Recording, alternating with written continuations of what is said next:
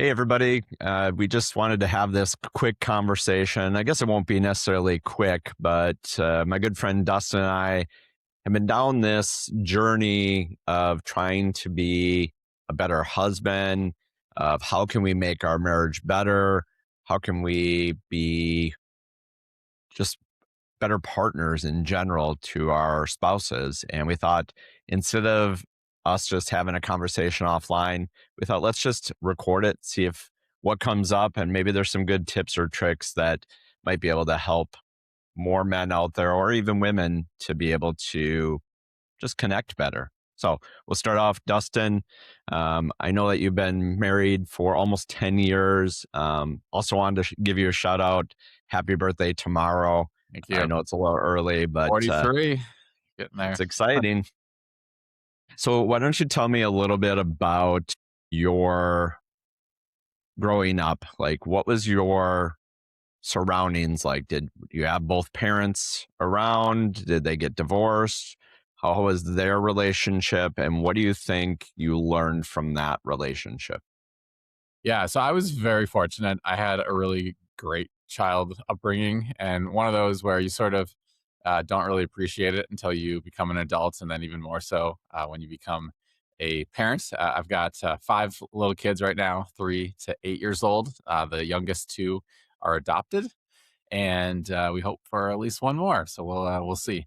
Biological, we'd like to have one more biological. So make it a half dozen if God allows it. So growing up, my mom and dad were together. It was a pretty traditional home. My dad was a former pastor, but then he worked kind of a normal career job.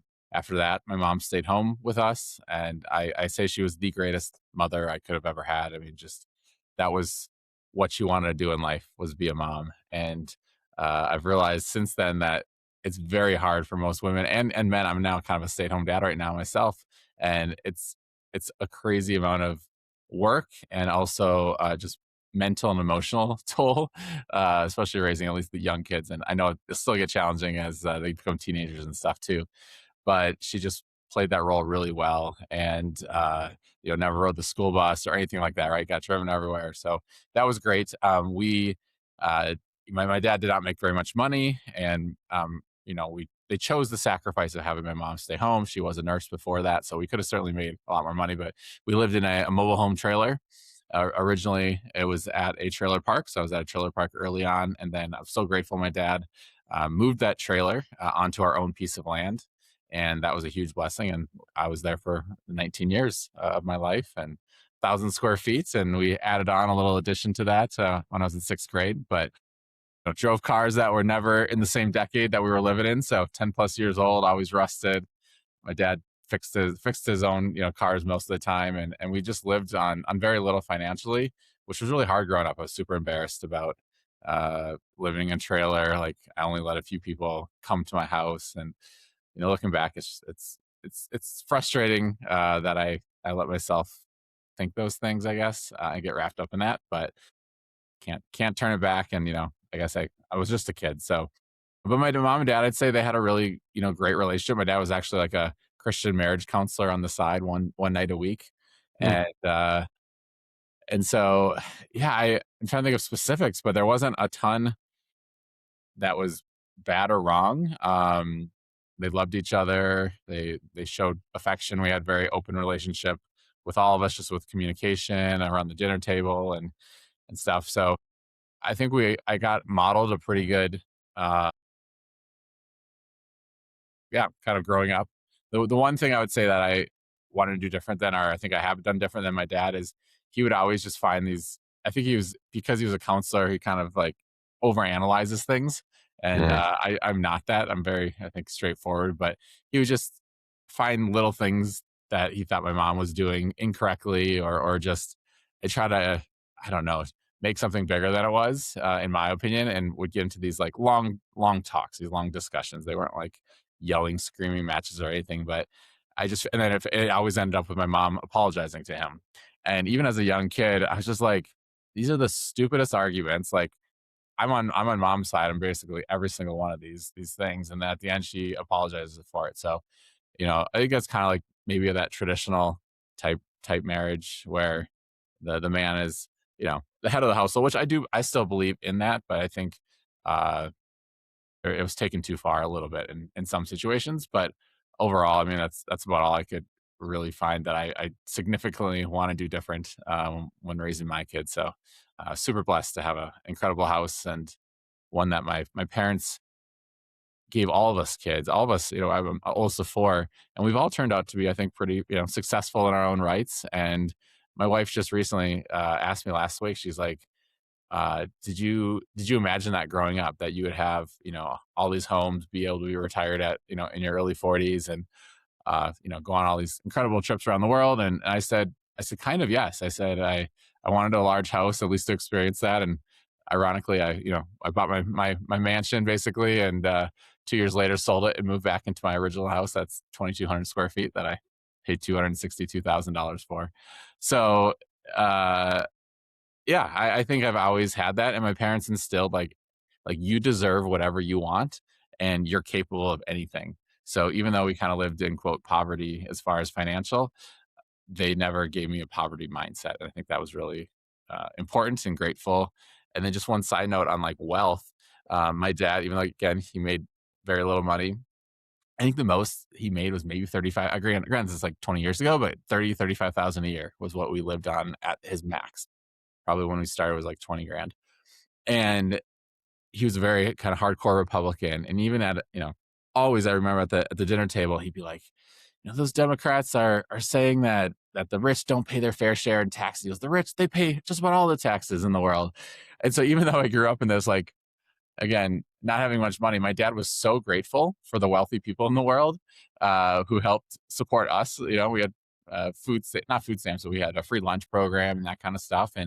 And so fortunately, as I became an adult, I didn't have to rewire my brain that money is bad or money is evil, like many people had to do. I'm still working on the scarcity mindset portion because we had to save every penny, and I still am very frugal in just about everything, and kind of find creative ways to do that. But as far as wealth, I believe having as much money as you can have is a fine thing, as long as you steward it well and you don't worship it, and it doesn't become your idol. That's great. I'm curious. You had mentioned that you kind of in your household you had the traditional one where your dad was the man of the house and the mom stayed at home, and you said that you still kind of believe in that today. I'm curious of how maybe you can expand a little bit more on that role wise, because I come from a relationship where my wife is definitely not that traditional housewife role. She is, a boss. She owned her own company. Um, she very much can run the household, and sometimes she does. And I feel like I've had to adapt to that myself because I grew up thinking of that traditional role too. And so I know I have my own biases of where I think that a man does have a certain role in the relationship. It's just biological. But also, I'm not naive to think of that the roles can be equal too. So I'd like for you to just maybe expand on that a little bit more of what you think a man and woman's role when it comes to those things. Um, Yeah, is good it the point. traditional way, or have you evolved, I guess, from that? Yeah, good point. So for me, I guess I should preface that by saying for me, I was attracted and was wanting a wife who wanted to have kids and wanted to stay home and be that nurturer, and be involved with school. We're homeschooling now, but be involved with school and whatever kind of what I imagined I grew up with, right? Because there wasn't really much I would have changed. I was just so grateful to have my mom there all the time. I never went to daycare or anything like that, right? And I was close to my grandparents. I think that was so important too. My grandmas, my grandpas had passed away already, and they were a huge part of my life. And for me, that's what I'm attracted to, I guess. But I think it can work in any capacity. And if my wife, came into the marriage making more money than I did, like I would have been fine with that too. I mean, my wife's a lot young, 9 years younger, not a lot, not crazy younger, but she was only 22 or 23 when we met. And so, I kind of came in with more money and more resources, and I say I got the best deal out of that with having youth on her side. But it can work either way, I believe. But for me, the lifestyle I wanted, and I wanted to have a really freedom based lifestyle, and a lot of, again, no judgment, but like, I see like a lot of women doctors and stuff like that my friends are married to, and they love their job, or maybe it's okay, but they're making a lot of money, or they've done all the schooling, and now it's like, well, I don't really want to, you know, get rid of all that and stay at home with my kids or whatever. And then they don't have as easy of a freedom based lifestyle. We travel 4 or 5 months out of the year. We have a very fluid life, and that's sort of what I envisioned early on. And for me, having be a stay at home uh, mom, or partially work. I mean, my wife works in our business, so it's both together. But that's just what I saw for myself. So Well, and just to be clear, I know your wife, and she's definitely, I would never describe her, not that it's bad or good, but the 1950s mom, I would not put her in that category. She's a strong woman, and definitely can hold her own. But I think there is a place for both of it. Some women, that's what they want to do. They want to stay home and take care of the kids, and there's nothing wrong with that. And there's some women who want to go out and be the provider, and then the man stays home and takes care of the kids. I almost said has to, but I had to change my language there, because I think that's very important.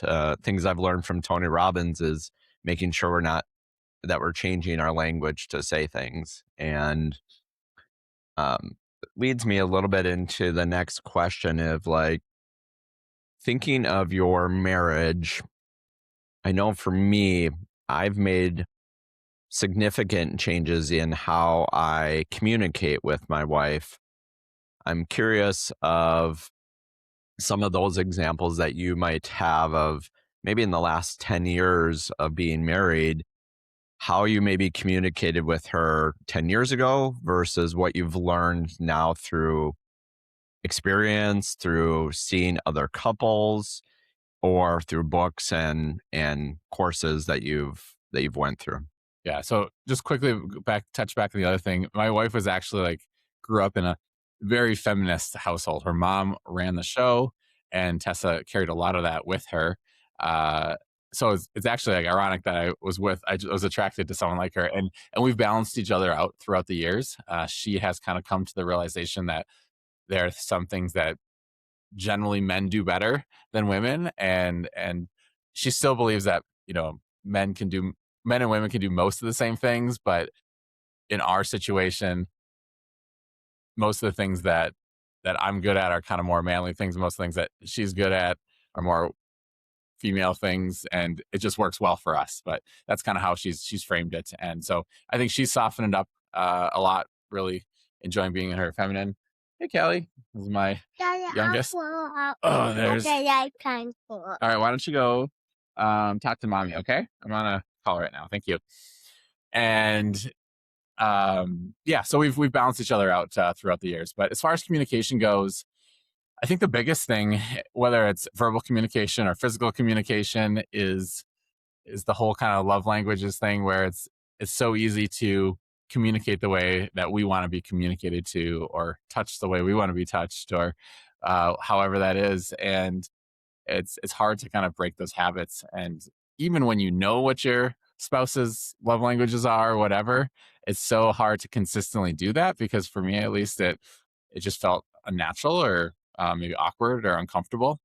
And so I think that's been the big thing, kind of learning throughout the years, is how, you know how does my wife receive communication, or what types of communication works best for her. And so yeah, that's been sort of the big change, for me. And I guess, I'm focused now kind of career wise, and kind of helping relationship couples increase their intimacy and just communication and love and connection, and on fireness. And that was a big realization, was like, the same things that turn me on or fill my bucket up are not the same things that fill her buckets up. Many times it's complete opposites, and we certainly can talk about that later. But that's been kind of fun to explore, but also challenging. Yeah, I can't agree more. I mean, I think in general, I think spouses just in general do the same things where we give love in the same way that we receive it. And that's not the way that our spouse typically wants to receive love. And I think it was frustrating for me as a man of like, I thought I was doing the right thing. I'm like, what am I doing? I'm giving you all the love that you want. I'm doing this, I'm doing that. And then I wasn't getting the results from it. And so it would just frustrate me. And a lot of times I would just give up, to be honest with you, for a long time. So I've been married for almost 19 years now. And there was a good period of time. We've always had a really great relationship, uh, but it was good. And I don't like to settle for good anymore. I like to settle for outstanding. And so I had to figure out what that was. And there was a good period of time where I felt like we were just roommates, where we were walking through life.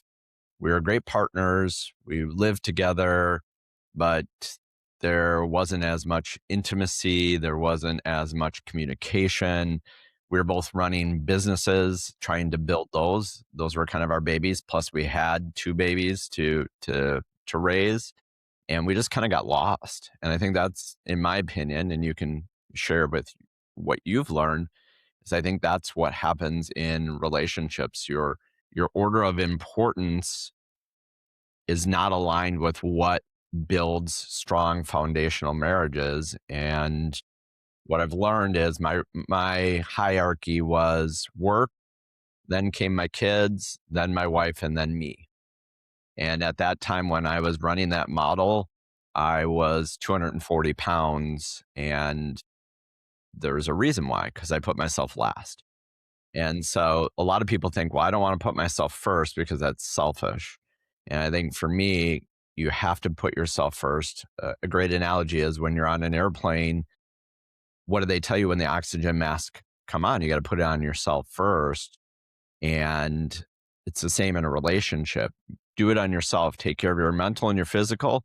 Then you can show up for your wife and your kids and your business. And then it has to be your wife next, because if you put your kids first, then you end up at the end when they're moved out at 18, you turn to your partner and you're like, you don't even know who they are because you haven't spent any time growing with them, and they've changed, you've changed, and now you're different people.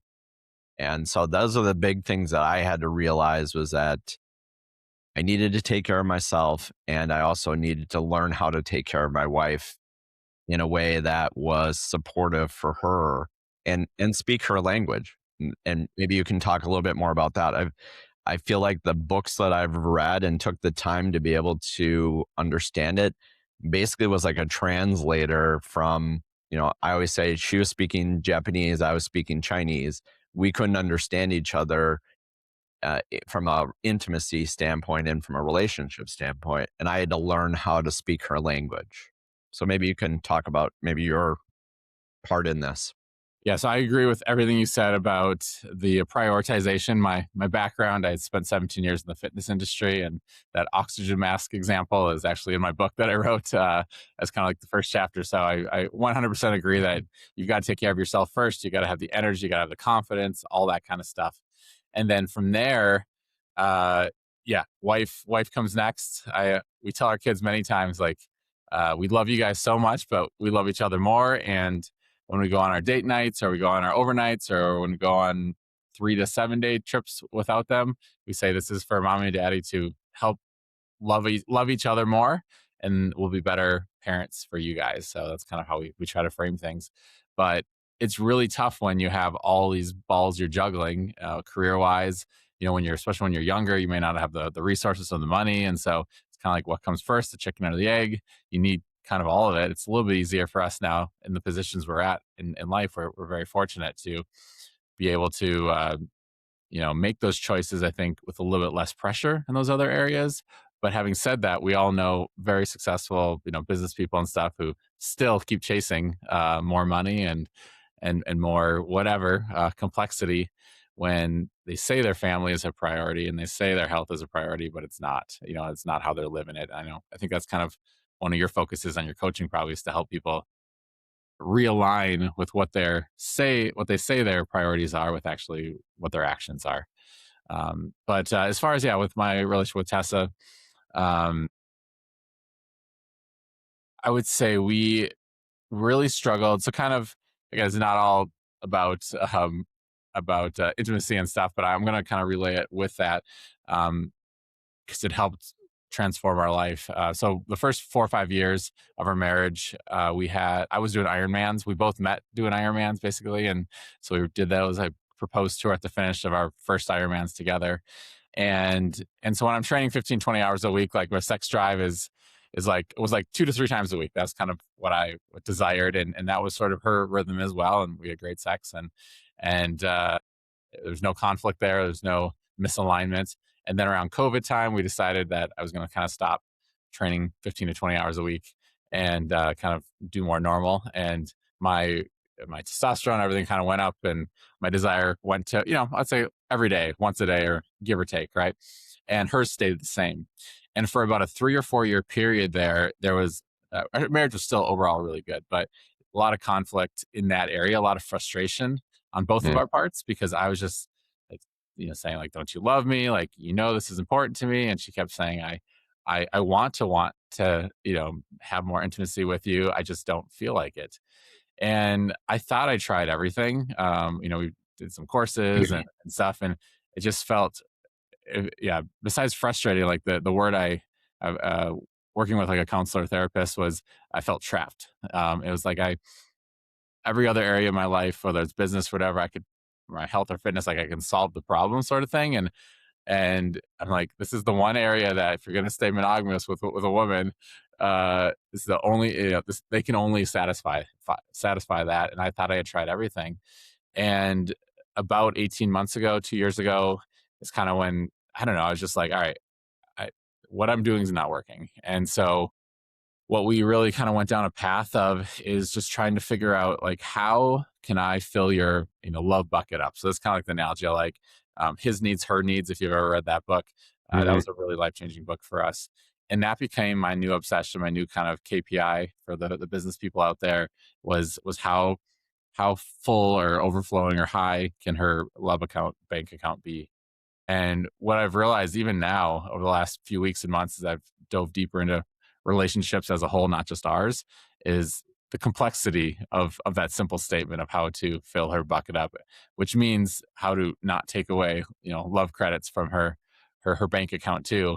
And it's more than what you do. It's like who you are, right? Your masculine, your feminine energy, like all that kind of stuff. There's so many different things that go into it. It's not just what you say, it's how you say it. It's not, what you do. So, to kind of get practical, one of the first steps we did was, um, kind of, we both did it together, but, like, if you could just start with, if you're the man and you're wanting to fill your love bucket of your wife's more, just have her, like, list off. And I've created, help with AI, a bunch of questions to sort of, like, hone in on this, to kind of stimulate uh, thoughts and ideas. But what are the things, like, I can do on a daily basis to fill your, love cup up?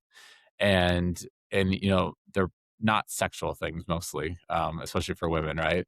And so for my wife, it was like, if I let her sleep in past 6:30 in the morning when all the kids get up, that's probably one of the highest ROIs in my time I can do, is just let her sleep until 7:30 or 8 if she needs it. She loves when I, cut vegetables with her in the kitchen when she's cooking. She loves when I hate running errands, and she loves running errands. And if I run errands with her, like on our date day, like, she just loves that. So just things like that fill her cup up, make her feel closer to me. And then again, like, what are the triggers? What are the things that cause you, like, to pull away? And for her, like, oversharing on social media is one of her biggest triggers that I do, which is tricky in today's day and age, especially if we're trying to build a business and build a brand around our thoughts and ideas. And that's probably one of our biggest challenges still right now in life, is finding that balance. And But yeah, here you are sharing I more. know. Well, I know. Well, we're gonna have to figure out what stories can be shared and what can't, and how to say Yeah, them. But so that's far, I great. think I'm doing fine. No, it's great. I appreciate that, the candor in regards to that. I think, that was a big thing for us too, is figuring that out. For me, it was very important to have sex in my relationship because I felt like that's what differentiates between friendship and a marriage. And coming from I have a spouse who doesn't she enjoys sex, but it's not first on her mind. And I would hallucinate that a lot of women is that way, that they enjoy it, but it's not necessarily first top of mind. I think that's just the way we're all built. Um, and so I had to learn how to get get her into the mood to be able to do it. That was my biggest thing. Is I once, just like the love languages, I was coming at it from a way that I thought sex should be started wise. And it wasn't the way that started her engines up, it was mine. And so I think you kind of talked a little bit about going to courses and stuff, but we recently went to a Tony Robbins relationship event and we saw a lady there named Miss Jaya. If you haven't checked it out, definitely check it out. I know, Dustin, you guys have also taken that course, and she has a little quiz that you can take that kind of gives you it's like a love language for sexual stuff. And to me, that was so eye opening, of like just being able to learn, because I thought I was doing everything right, just like the love language things. And here I wasn't. And so for me, it was just learning how to be better in that area, which then as I learned how to get her in the mood, then it was more often. And so I was basically the problem. To quote, Taylor Swift, it's, I'm the problem, it's me. And so maybe you can expand a little bit into that same thought process. I know you've taken the Jaya classes. What else have you learned that might be able to help men and women out there to be able to have a better intimacy? Yeah, so many things. I was just on a call with a woman yesterday, and she has like zero sex drive, and her kids just left the house, so kind of in a transition. And yeah, they're like roommates, and she's okay with it, kind of thing. Like she, like just like you said, her husband, she knows it's hurting their marriage, but he's kind of like seems to be frustrated in that area, but content in their marriage. And she's sort of like, is this all there is? She's seeing all of her friends like get divorced and meet some new person and have this like exciting relationship. And the one advice I gave her, that's probably again one of the biggest things that we changed, and I'm sure this is for a lot of couples, is we did not throughout the day have a lot of like touch. Right? It was like, I would just like slap her butt or grab her boobs or whatever, walking by. And if a woman like grabbed our crotch or whatever, like that would be awesome. We'd love that, right? Or slap our butt. But it's such a turn off for the woman when that's like the only touch she's getting. And so a simple thing is for both of you to just be intentional about non-sexual touch throughout the day. And I found that hard even starting off, because I would start by, holding her hand or giving her a kiss, but then I would like just keep escalating it very quickly. And Mhm. my wife would, maybe women out there can relate to this, but she loved watching like TV or movies with me, with my kids in the room, like sitting next to me, because she knew that was the time when I would still try to push it, but when I wouldn't be able to have sex with her. And so, which is kind of sad that she, didn't feel like as safe with me in those situations where she could just enjoy cuddling or non-sexual touch. So, what there's tons of ways, right? You can do it, but just holding hands, or in the car, like Tessa's so good. I do the driving, and she's like scratching my head or holding my hand or rubbing my arm, and just those things throughout the day. It's been unbelievable how much it connects you. It just, you feel like more love throughout the day and more appreciation. And I think that, can also turn into vulnerability and openness. And so, you're doing that throughout the day. And so when you do want to like put the move on or whatever, then it's not like, oh, the only time he's touching me is when he wants sex. And Mm. so I think that's something that I don't know if you guys have done that or experienced that, but it's been such a powerful thing, putting your arm. Oh, so here's an example. So on her list of things like to, her for her love bucket is non-sexual touch in public.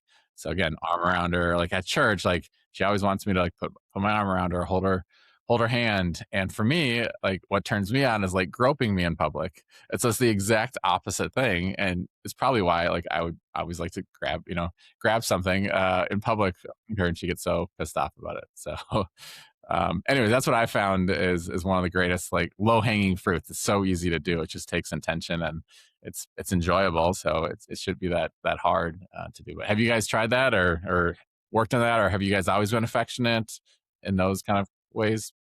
Yeah, I think we've always been really good at the touch outside of that. We're very affectionate. We come from families that are affectionate, so that wasn't a big thing for us. I think for me, it was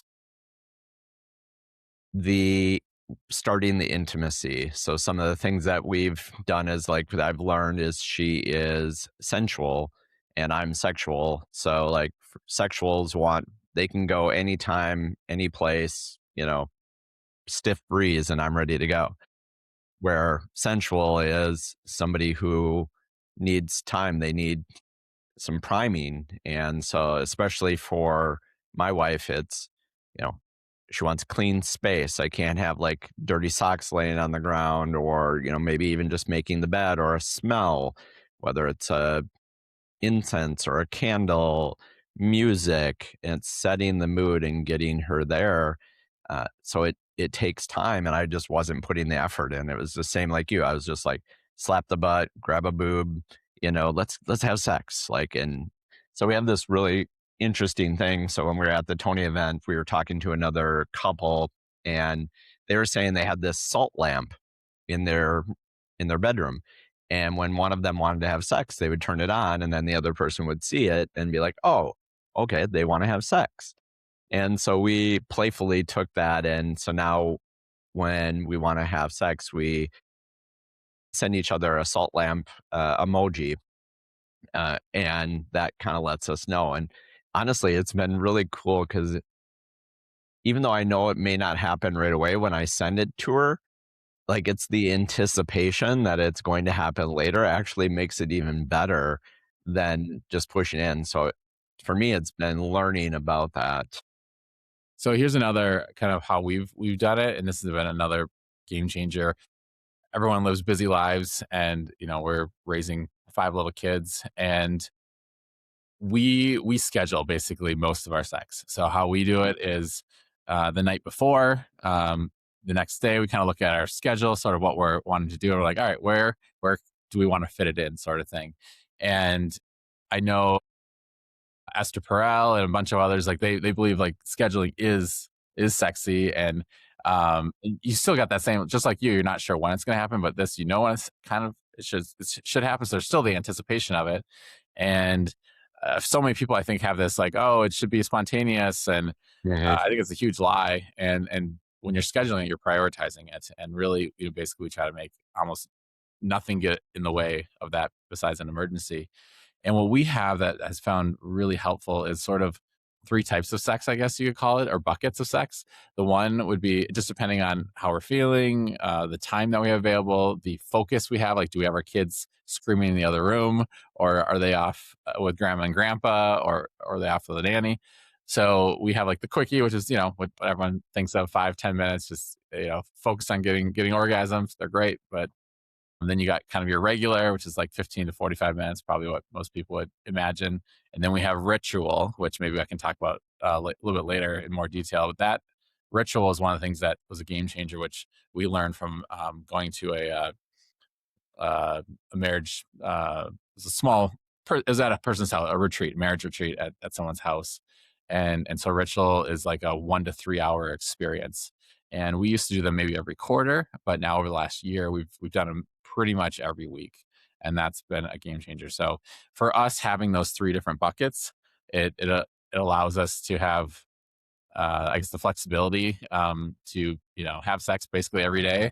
And then if there's spontaneity, that might be a second time during the day. And some days we miss a day, and life happens, or we're just not feeling it, or maybe we just had a ritual yesterday with 3 hour experience, and we're fine for the next day, sort of thing. But just having that communication every day, and that planning, and that excitement, like, oh, we're gonna at 10 in the morning. It's another thing. I know not everyone has the gift of a flexible schedule, like you and I do, but for us, trying to schedule or say we're gonna have sex at between 8 p.m. and 6 a.m., especially for Tessa, is just like she wants her sleep.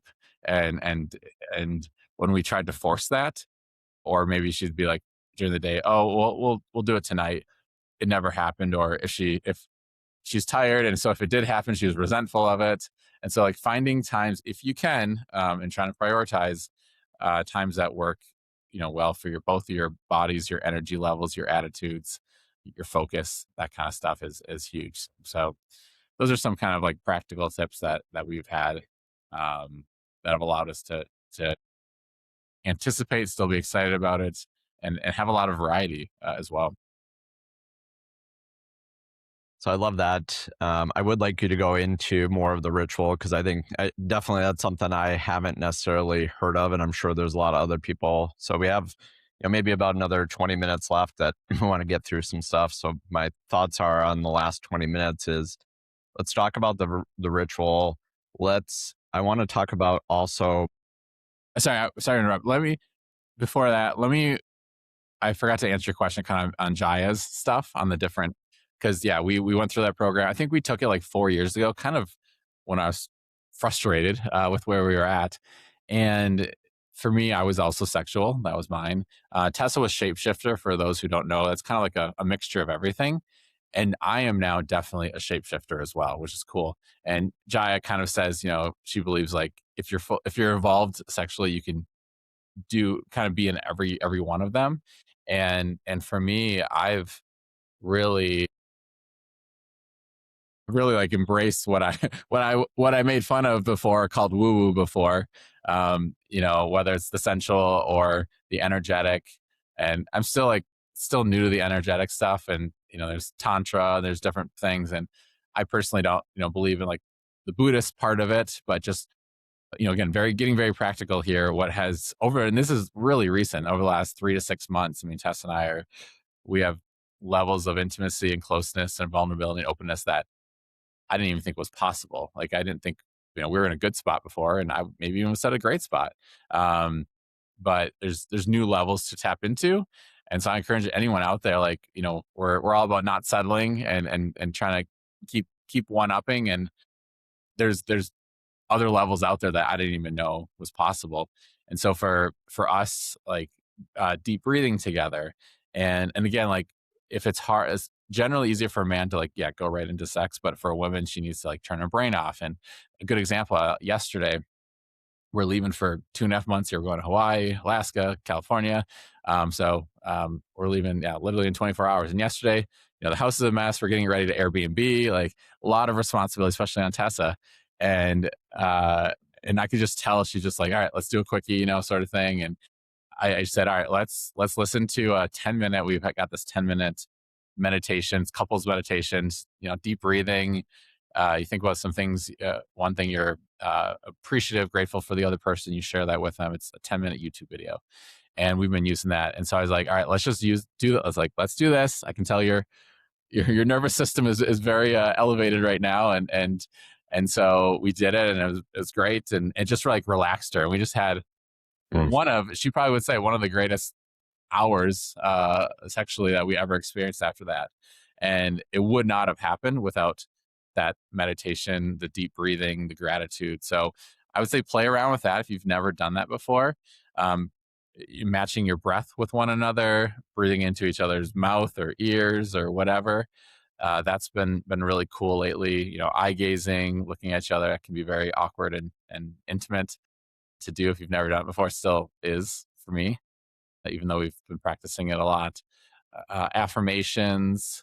I'd love to, maybe after talking about ritual, can get maybe more specific on some, I don't know, techniques if we want to go down that route, but things that I've been we've been experimenting with that have really elevated uh, the sexual pleasure and experience, but also the deeper connection and vulnerability and openness as well. But so I just wanted to share that part with, and yeah, and then the whole like sensual thing, like I'm like getting into all that now too, and it's been really fun to explore. Then the other one for you guys who haven't taken it is like kind of more kink or taboo type stuff is the other one. So yeah, we're definitely like expanding into all those areas, and it's been super fun. I think, you know, you've been married for 19 years and me for almost a decade, and so keeping things fun and exciting and new is pretty awesome. Like some of the stuff we're doing, Tess, is like we waited 9.5 years to experience this or to do this, and it's cool to know that there's still stuff out there, and hopefully 10 years from now we're saying the same thing, because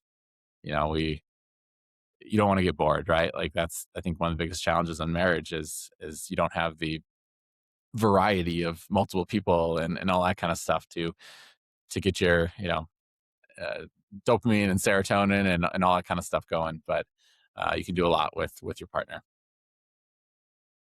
And I think that's, to me, I think that's one of the biggest misconceptions that people have in their head, is that I don't have time for all this. It's great, Dustin. You have time. You're an entrepreneur. You have your schedule. Shawn, same thing. You can build out your schedules. You can do this. You're farther along. How can I do it? I work 80 hours a week or whatever. And what I think about for those things, because a lot of the people that I'm coaching are entrepreneurs and business leaders who have busy schedules. They're trying to build their business still. And I go back to when I when I weighed 240 pounds. I told myself I didn't have time to work out because I was building a business. I had kids, I had a wife. And as soon as I got a strong enough why in my life of why I needed to change my weight, I found 3 days a week, an hour and a half a day to be able to do that. And so I think it's just a priority wise. And if you really look at it from a standpoint, like how much are you spending time, if you're a business person, are you spending time reading books on how to be a better business person, or going to a webinar or going to a seminar to be a better business person or a better in your field? And if you don't own a business, how much are you scrolling on Instagram? How much are you scrolling on social media? How much TV are you watching? If you really went into that, could you carve off 20 minutes to read a book on how to be a better spouse, how to be a better dad, how to be a better mom, how to be better to yourself? And so these are some of the things I think that I've learned to be able to do it. And I think the misconceptions is that you just don't have time to do this stuff. But if you don't have time to do it, what's in my experience and what I see out there is you're going to pay for it one way or the other. Kind of like what we talked about with like our mastermind groups. We pay our mentor to be able to not make as many big mistakes and cost ourselves money. Well, same thing in relationships. If we don't put the work in and you don't do it, you're going to pay eventually. And it's probably going to either be misery in your marriage or you're going to get divorced. Yeah, which is very expensive as well, emotionally and financially, right? Yeah, and I think if you're really wanting to make like a significant change in your marriage or in anything in life, if your fitness, putting it, I mean, it should always be high in your priority or top of your priority, like we said, but for a period of time to get it to where you want it to go, like I believe that maybe sacrificing other areas, whether that is business for a little bit or even your kids for, you're still with them, but you're not as much. But having a set period of time, I think like 90 days is a minimum, but could be 6 months to really try to rein in if it's really lost, right? If you're in a marriage that's like going towards divorce or just feels like it's dead, maybe putting a high priority on it. And when I get ready for an Ironman, for example, that 12-week block, there's a lot of sacrifice I have to make, say no to a lot of other things during that time to get myself Mm-hmm. prepared to do well. So I 100% agree. Like you can find the time and find a maintenance level definitely that works. And again, having sex every day is not the goal and shouldn't be for anyone. So whatever works for you. It could be it could be once a month, or it could be twice a month, or once a week, or whatever. So I'm not saying like, it's just, are both people happy and satisfied, and what you are doing, is it bringing you closer together, and creating such an amazing partnership team that's both logistically doing really well, like running the family, but then also romantically, and like, I think one of the best indicators of a marriage is like how excited and alive you feel. And if you feel dead, that's a major warning sign. Or if you only feel alive like once in a while, those are warning signs that this is an area that you should probably really put a lot of focus and energy on, for a period of time, and then you can maintain it a little bit easier once you have it. But there's nothing, very few things in life besides our health that are more impactful on our happiness and our experience of life than who we're married to. So it is, it's so worth the time, the money, whatever it takes to get it done. And then one other just practical thing is, if you do have the financial resources to hire out, if you haven't already, like hire out cleaning, or hire out whatever areas that aren't like necessarily improving marriage or family, and hire some of that stuff out, or with cooking or whatever it is. Maybe even find a driver for your kids' sports once in a while, or have a friend drive or something, so that you can spend that time with your wife. So there's a lot of different ways to be creative to make that time as well. And if you have the resources to buy back some of that, that can be a good idea too.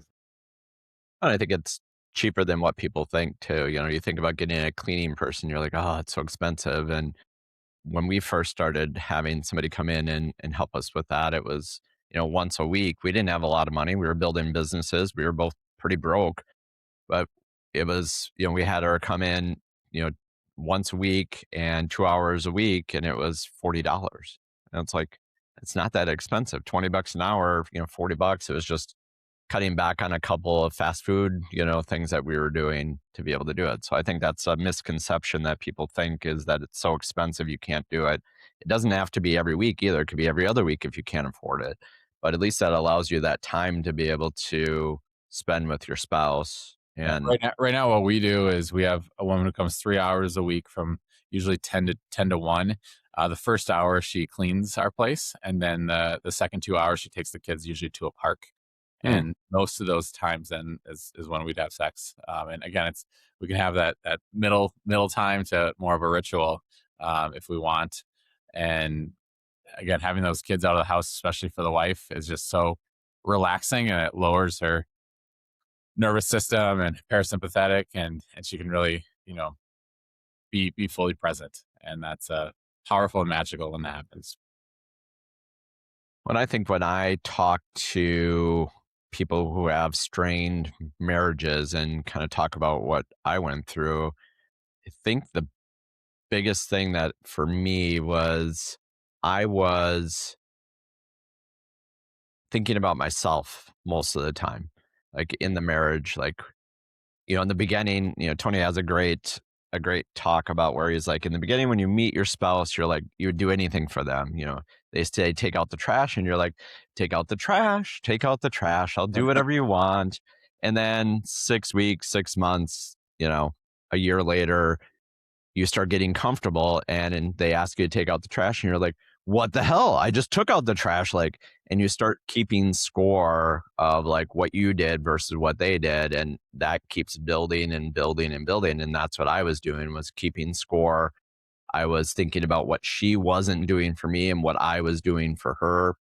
And the mindset shift that I had to make was, it's not about what she does for me. It's about what I can do for her. And that was the big eye-opening moment, was that I committed that I was going to figure out how to support her, kind of like you talked about doing the list. And maybe you can share that list of what you came up with later, um, that we can send out to her, that we can put on this video so people can see it. But I think it's figuring out how you can support their needs. So one of the things that we do is, at the beginning of the week, we say, how can I support you this week? And so it takes it away from just thinking about yourself, and it's thinking about them. And so that's what I think about as much as I can. Do I fall back into old traps? Of course. And I think that's a big thing too, is as men, we think in big grandiose terms and we got to do these big gestures. A lot of times it's just little small things that you can do every day and start off small. Just like when you're working out, you're not going to go push, 300 pounds on the bench. You're going to have to start off, maybe with 25s. And you're going to be sore in the beginning. So give yourself some grace, start off small, but change your mindset of like, it doesn't matter if she's being really mean to me. I'm going to be as nice as I can be to her. I'm going to try and help her throughout the day. I'm going to do it. And I'm just going to keep saying, I love you. And eventually what happens is if, if they're unhappy, they're going to start to be happy, and then they're going to want to reciprocate. So maybe you can expand Yeah, on that a I little think bit. it's exactly right, and it's we're all selfish at our cores, and so if you want to tap into that selfishness, just try to tell yourself, I want to make her as happy as possible, because I know then in return, unless you're a crazy woman or a crazy man, you're going to want to reciprocate. And like Tessa, when we're in our zone and really doing that for each other, like she just basically has told me, she's like, I cannot not help but want to, do whatever you want me to do. Basically, she's like has so much love and appreciation and gratitude, and her cup is so overflowing that your body basically says, I can't do anything besides want to please you, or whatever it is. And so yeah, just like finding, again, being obsessed with kind of, I wish you could actually have like a a number like in the love bank account that you could actually see like over your wife's or your spouse's head, so you can kind of know where it's at. But just, yeah, being curious and kind of being obsessed. I like to use the word obsessed, but being obsessed with finding ways and new ways to do it, because sometimes your wife, or you even, yourself, you're not really fully aware of what those things are. Especially, I think the more self-aware you are, obviously it's helpful. You can help figure that out, but um, you might be able to try things with your spouse that she never knew filled her up and stuff. And so make it a game out of that as well, and be playful about it, and just, yeah, communicate like, hey, yeah, like you wrote her a note. Like, I think for most women, for my wife at least, words of affirmation and just being thoughtful is really important to her. And I'm really comfortable, and it comes easy to me to talk highly of her to other people or on social media, but it's a lot harder to say those same words to her face, which is interesting. I found that I like to write a lot, so writing is an easier way for me to communicate. I think it's a beautiful way. You can really think about your thoughts, and then she has that, whatever it's a letter or whatever, or text message that she can look back on too. So it's not just a fleeting, um, you know, few things that you've said out loud, but those are good too. Also, I started doing some recordings, like audio recordings, and sending them to her, which has been pretty cool. I put like music to the background, and did that for Mother's Day, sharing everything that I've seen in her as a mother, and stuff. So those are some ideas too. But yeah, I think, and doing it with no expectation of return. Obviously, uh, you've got to be okay with not getting that reciprocation, at least immediately. It can take a while, like you said, and if you have truly done everything, and they're still not reciprocating and they're not appreciating it, like that's obviously a very big red flag that that it's got some more serious issues. But just be curious about it, be open about it, ask. Don't be like secretive about it. I don't think, like, just be direct. Like, hey, what are the things that you feel you need, in our relationship? Again, this is more masculine, feminine, and the roles can be reversed. But she just loves when I plan things. Like, we do trips, like basically all birthdays or Mother's Day. We try to do like a day or two. How we say we kidnap each other, and the whole day is like a surprise, and I tell her what we're gonna do and stuff. So those sorts of things, go a long way of planning, being proactive, being thoughtful. If I'm traveling, or if she's traveling, sending pictures of the kids every day, is like as many pictures as possible. Like, those things are just little things that she just loves.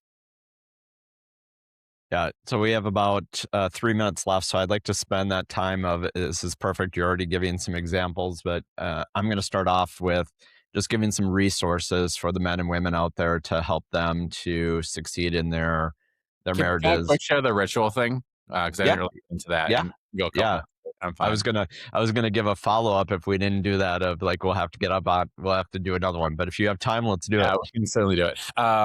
So basically, the goal of it is just a deeper connection with each other. And again, we started these about every quarter, and that was awesome. But I think the more frequent you can do it, and really frequency is probably based on your time availability. And it lasts at least an hour, up to 3 hours. And a lot of what you said, kind of getting your wife ready, essentially, is sort of what we do. So we were taught, and we don't do this every time, but like I have like a ceremony of like lighting a candle to start with to kind of signify like this is set apart from one of a different type of time we have sex. But yeah, usually like we try to do candle or um different kinds of music. It's just we kind of try to make it feel a little bit more special. And we usually start with like a 10 to 20 minute meditation, which again, I've never like growing up didn't like the word meditation. I still have issues around it. But so if you have issues around it, deep breathing and relaxation and visualization, those words for me don't feel as woo woo, I guess. I probably just need to get over the word meditation. But just really lowering our sympathetic nervous system and just kind of being present for the first 15, 20, 30 minutes. And usually we're like laying side by side, most of the time naked, but you don't have to be. And sometimes we've got eye masks on if you want. There's just a lot of different ways you can do it. And maybe holding hands, you can do whatever. And so that has been really like a good way to kind of start it. I mean, there's so many, like, from there it can go so many different directions, and I'm trying to figure out which ones I want to share. But I mean, they can be graphic. But one that we've been exploring recently that I think is, I had never been taught this, and I think it was Jaya actually who maybe said this, or I heard it on a podcast. But it's kind of like self exploration of yourself, and your partner does the same thing. So you can do this, together, or you could do this not with each other, but just sort of starting from the top of your head to working your way all the way down and everywhere in between. And we really use a lot of massage oil now. It's one thing we didn't do very much of. So usually part of ritual would include some sort of massaging as well. Not every time, but most of the time.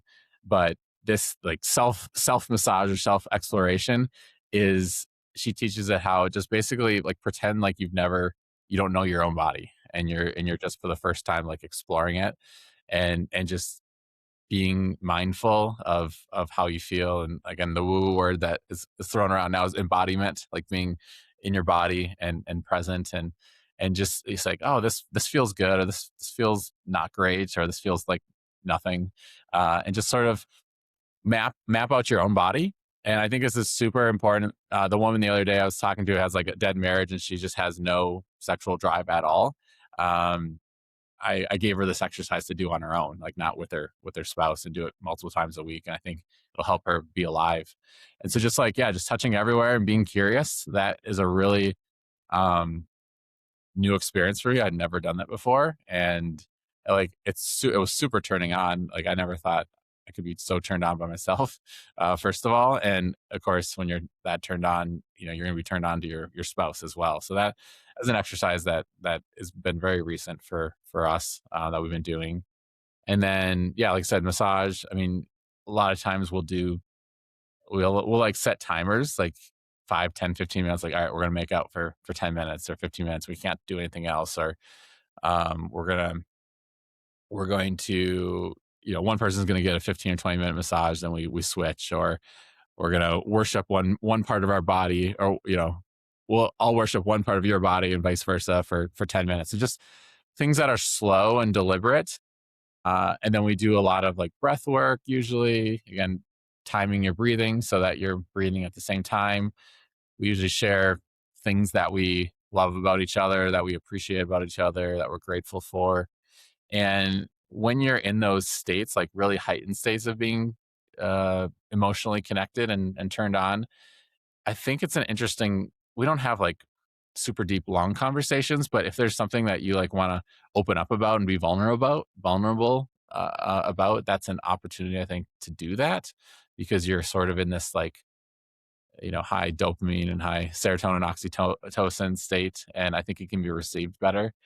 Potentially it could kill the mood as well, I think, but I think that's okay as well to, if it helps start to get maybe difficult conversations to be had.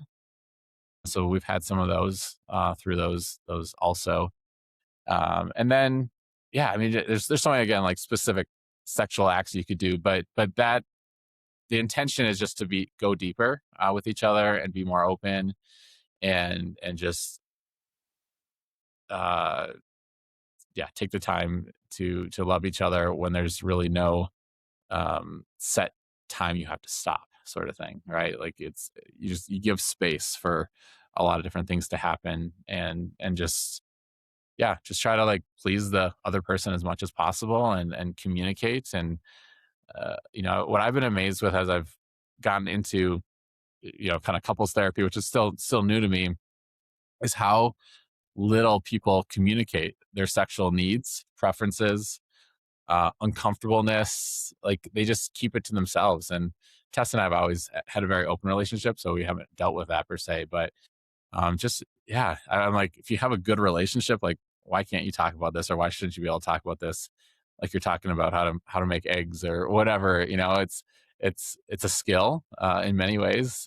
It is, and it takes practice and then takes feedback. And I think the challenge with intimacy and stuff is, besides porn, you're not really seeing it done, in good ways or bad ways, or a lot of things in life we learn from other people, and this is an area that you don't, like what I think might be good sex, maybe to another person is like beginner sex, or what someone else thinks is the most amazing sex would be the most boring whatever for me, for us, right?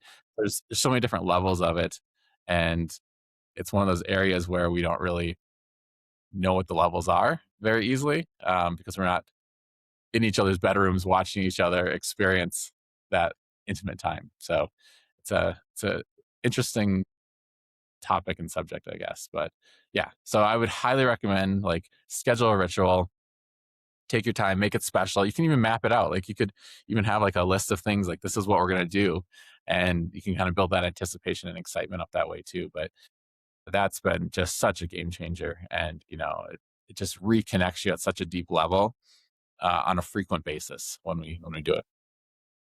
Yeah, I agree. I think sex is such a taboo thing, especially here in the US, that people don't talk about. It's crude if you talk about it. And so I think it's such a disservice to marriages that we can't talk, or that we've been taught that we can't talk about it. And it takes courage to be able to be the first person to talk about it, because maybe your spouse is like, whoa, like that's not the way I was growing up, or and so but just having honest conversations. And I think that's one of the things that's helped me the most over the last 10 years that I've been on my own personal journey of growth, is just being more vulnerable. Especially as a guy, we are taught that vulnerability is weakness, and I'm living proof that it's not. I've changed that about myself, that I'm way more vulnerable on a podcast or on a call with you talking about sex, that I would have never did 10 years ago. I would have been so scared of that.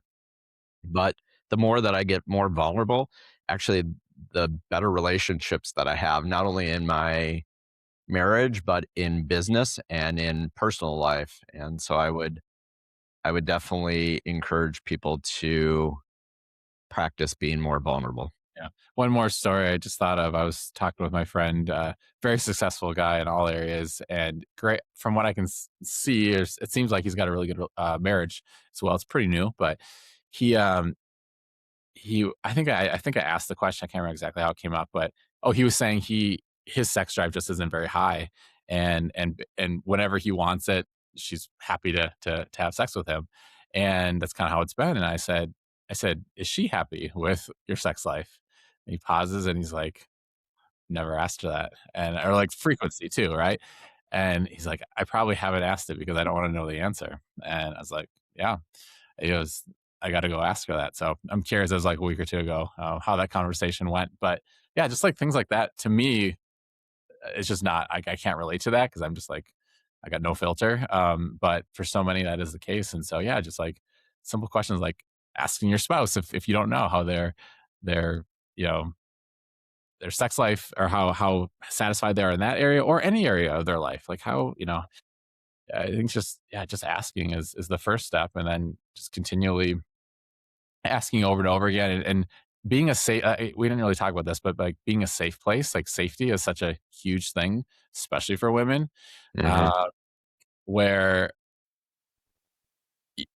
yeah, you want her to feel like she can share anything with you, and you're not going to get triggered by it, and vice versa too. Like men, safety is not like the first priority we have, but I've like shared some stuff with Tessa that I think would send most women in a spiral tailspin, and she like not only handles it, she thanks me for sharing it, and we work through it and stuff, and it's so beautiful when you have that confidence that the other person is not gonna well leave you, but freak out or yeah. So I think just being that whether you're man or woman, being that person that the other person feels fully safe with, and over the last 3 to 6 months, as Tess and I's relationship has reached new levels, especially when we're being intimate, like I'll ask her like how are you feeling or what are you feeling? And so many times she says, I just feel so safe. I feel so safe in your arms. I feel so safe in this relationship.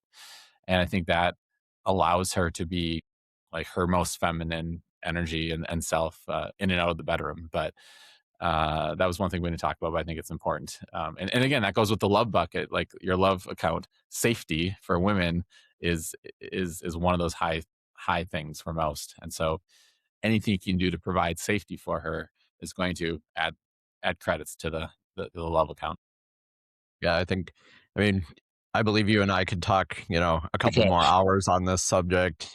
We haven't talked about the different masks that people put on, from a man wearing a feminine mask and a female wearing a masculine mask. And I mean, there's just so many more things I think that we could cover, and I want to respect your time. So maybe we just end it here of just maybe giving somewhere between 2 and 5 resources that have really helped you, whether it's books, programs, and then I'll do the same, and then we'll maybe schedule another time, and maybe you'll we can bring on our spouses at some point too and have a great conversation. Would love to get her more involved in these conversations. So a few of the things I've already shared, his needs, her needs. It's a little bit of an outdated book. Tessa always tells everyone she's embarrassed to like a little bit by it, but it's very traditional, I guess. And it was written quite a few years ago, but yeah, it was the love bucket concept and finding ways. And so that book probably helped us more than any other book. We've also done the Tony Robbins online relationship program. What is it called again? I forget what it's called. I think Break it's the ultimate relationship. Ultimate. Yeah. Yeah. Program. Again, it's pretty dated. Some of the videos are kind of cringy of 25 years ago or whatever, but the content is amazing. That's been really good. Um, there's some other I just like to like listen to other podcasts and other kind of quote experts or gurus. And what I try to do is I listen to like 10 hours worth probably of every one of them, and you get about 90 or 80% of everything they believe and their best practices. They're over 10, 20, 30 years of them working with clients. So that's how I learn is listen to 5, 10 different people, about 10 to 15 hours worth of each one, and you really can absorb and synthesize a lot of their best practices, best ideas, and then you start to use them and implement them in your own relationship and see if they fit for you. So those are a couple. I'm sure I could think of a lot more. Is there any 1 or 2 specific podcast people that you have enjoyed that you could share? Yeah, I like Esther Perel. I think that's how you pronounce her name. She's out there a lot, and she looks a lot at monogamy and affairs. And I think looking at that kind of stuff is super interesting and important, because if you are trying to keep a marriage together, it's like do the opposite of what creates an affair, sort of thing. And so I like a lot of her work. She's been doing it for 40 years. Very seems wise. The Gottman Institute is a good resource. They've been around for a long time. And just wait, Ty, we're almost done. And what's another one? Yeah, I went on a Jaya binge more recently, so I've listened to a lot of her stuff. And yeah, she's just got like, I think, good stuff to. Here's Ty right here. Yeah. Got good stuff when it comes to sexual, like just being open and finding ways to please your partner that maybe aren't the ways that you go about it. And that's been a really cool eye-opening experience and really opening my horizon up to a lot of different creative things that you can do in and out of the bedroom. And I would add to, I've done pretty much all of those same ones for the most part. And I would add for men only and for women only Yes, are both two really good books. Also, She Comes First is another good one that I've read. I got to read that. And I'm going to add a couple of non-traditional ones because I think it's important to not only to have a great relationship books, but also part of the relationship is learning how to parent better. So I think a couple of great books that I learned for parenting was How to Speak to Kids, or How to Talk to Kids so kids will listen, and Listen so kids will talk. And then also Parenting with Love and Logic. I think those really helped me not only be a better dad, but it also helped me be a better spouse so that we were on the same page of parenting, which is a huge, sometimes, disconnect between marriages. So, yeah, the Love and Logic, I got to dive more into it, but I've done a few of their books and stuff. And yeah, really, really good stuff. Awesome. Well, thanks, Dustin. And I guess this is the end of the call. And we will we'll put this out, and hopefully it helps some people. Two dudes talking about marriage. And hopefully we can get our wives on here and talk a little bit more. But thanks again, Dustin. Thank you.